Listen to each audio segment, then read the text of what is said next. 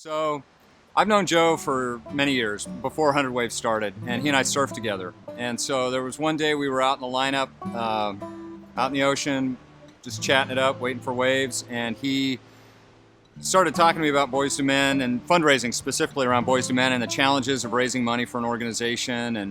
And we were just chatting about it, and organizations do golf tournaments and dinners, and he was ruminating on what's the best way, what's a different way, how can I differentiate Boys to Men. And he said, what do you think about some type of surf event around a fundraiser? And I said, well, yeah, for me personally, that'd be great. You get to raise money for a good cause and you get to surf.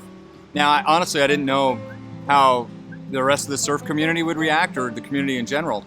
But I thought, I told him I thought it was worth a try. And, fast forward a couple of years and the first 100 Wave happened. The core mission and vision and vibe of the event is the same. Supporting Boys to Men, getting in the water, and surfing with like-minded folks. The surf community is a beautiful community to begin with.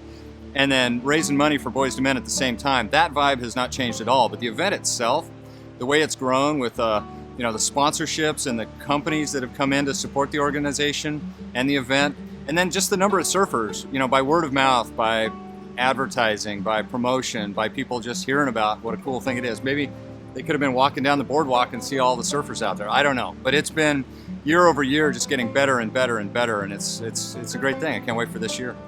In a way, it's been good fortune to be able to surf every year. The stars have aligned for me. It's a personal commitment, obviously. You're going to fundraise, you're committed to the event, but things happen. Life, I've got 5 kids, I've got a job, there's things that happen, and it's just been, the stars have aligned, and every year I've been able to make it, and it's, I'm committed. A couple years ago, it turned out I'd had a trip planned for over a year. There was a group of us going to the East Coast, and Joe calls me and says, here's the date for the 100 Wave, and I'm like, oh man, I'm gone, I can't believe this. But fortunately, I was going to Hilton Head, South Carolina, so guess what? There's an ocean there. There's waves there. And so, I did a little research, and it looked like, okay, this is surfable. They got surf shops, so great. I'll do the 100 Wave Challenge. And it opened up, I think, for everybody, hopefully, the perspective that you can participate in this event and be anywhere. I surfed 100 waves in Hilton Head, South Carolina by myself. And I didn't miss the 100 Wave Challenge. It was fun. It was great. So I get a beautiful care package. I surfed 100 waves. I felt like I was connected with the group.